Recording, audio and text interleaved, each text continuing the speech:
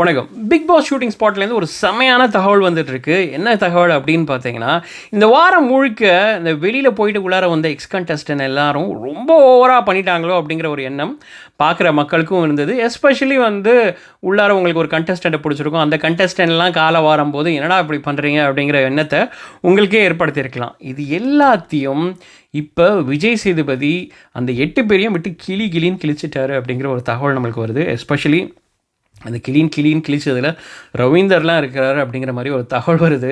ஏன்டா இந்த கேமை இப்படி விளாண்டோம் அப்படிங்கிற மாதிரி அவரே நினைக்கிற மாதிரி விஜய் சேதுபதி சில கேள்விகள்லாம் கேட்டுட்டாரு அப்படிங்கிற மாதிரி தகவல் வருது.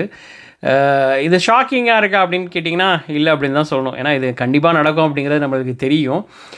ஆனால் இவங்களே உள்ளார போய் கேம் விளாடுங்கன்னு அனுப்பிச்சிட்டு அதுக்கப்புறம் ஏன் இப்படி விளாண்டிங்க அப்படின்னு சொல்லி திருப்பி அடிக்கும்போது அப்போ தான் அவங்கள பார்க்கும்போது பாவமாக இருக்குது. ஏன்னா அப்படி சொல்லி தானே உள்ளார அனுப்பிச்சாங்க. இதெல்லாம் நீங்கள் பண்ணணுன்னு சொல்லி தான் உள்ளார அனுப்பிச்சாங்க. இவங்க என்ன வேணுனேவா பண்ணாங்க, இதெல்லாம் பண்ணுங்க அப்படிங்கிற மாதிரி. இன்னொரு பக்கம் நீங்கள் கேம் விளாடுங்க அவங்களுக்கு இவங்க கூஜா தூக்கிட்டு இருந்தால் அதுவும் கெட்ட பேரில் தான் முடிஞ்சிருக்கும். ஸோ எனிவே இவங்க என்ன பண்ணாலும் கெட்ட பேரில் தான் முடிஞ்சிருக்கும். அது ஒரு கரெக்டான மெஷர்மெண்ட்டில் எடுத்துகிட்டு போயிருந்தால் ஒன்றும் பிரச்சனையாக இருந்திருக்காது. ஃபார் எக்ஸாம்பிள் ரியாக்கெலாம் அந்தளவுக்கு திட்டு இல்லை அப்படிங்கிற மாதிரி விடுது. ரியாக்கெலாம் திட்டே இல்லை அப்படிங்கிற மாதிரி கருத்து வருது.